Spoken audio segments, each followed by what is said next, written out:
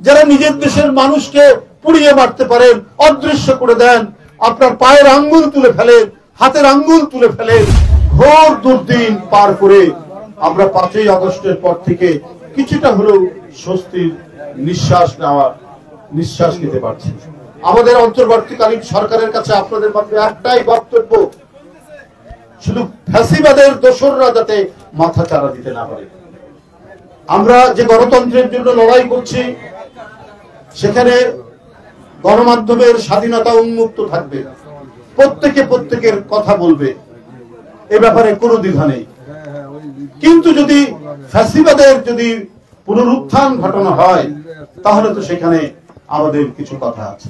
যে হিটলারের 60 লক্ষ ইহুদিকে পুড়িয়ে মেরেছিল, অনেক ভয়াবহ গ্যাস চেম্বারের মধ্যে রেখেছিল। শেখ হাসিনার গ্যাস চেম্বার ছিল না, আয়নাঘর, যে আয়নাঘর মধ্যে থেকে 9 বছর পর 2 জন ব্যক্তি বেরিয়ে আসলেন। একজন হচ্ছে আর্মির ব্রিগেডিয়ার, আরেকজন হচ্ছে ব্যারিস্টার। 2 জন 9 বছর পর বেরিয়ে আসলেন। তাহলে হিটলারের মতোই তো তিনি কনসেন্ট্রেশন ক্যাম্প, গ্যাস চেম্বার করেছেন। তাহলে হিটলারের সাথে কি সংলাপ হতে পারে? হিটলারের সাথে কি তাদের আলাপ আলোচনা হতে পারে? কেউ এরকম কথা বলেন, তারা ঠিক বলেন না। যারা নিজের দেশের মানুষকে পুড়িয়ে মারতে পারেন, অদৃশ্য করে দেন, আপনার পায়ের আঙ্গুল তুলে ফেলেন, হাতের আঙ্গুল তুলে ফেলেন, আপনার দিনের পর দিন গুম করে রাখেন, তো তারা তো কোনোভাবেই রাজনৈতিক ভিন্ন মতামত হতে পারে না। তারা একটা নিষ্ঠুর শয়তানের আত্মা নিয়ে তারা কাজ করেছে। সুতরাং এই সমস্ত শয়তানের প্রেতাত্মারা যদি আবার মাথা চাড়া দেয়, তাদের সাথে তো কথা বলার কোনো সুযোগ হতে পারে না।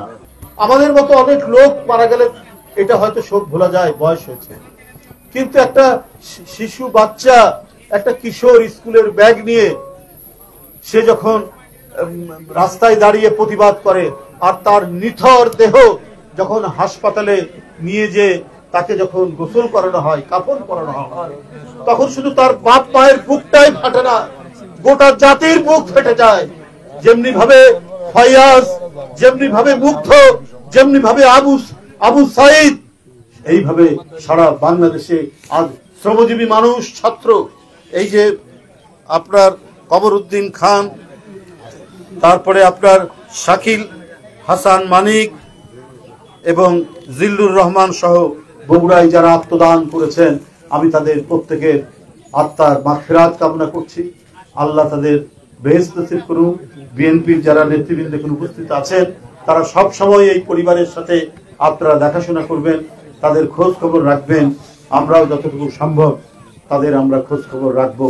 আমরা কোন শহীদের রক্ত যেন বৃথা না যায়, সেই দিকেই আমাদের সবাইকে দেখতে হবে।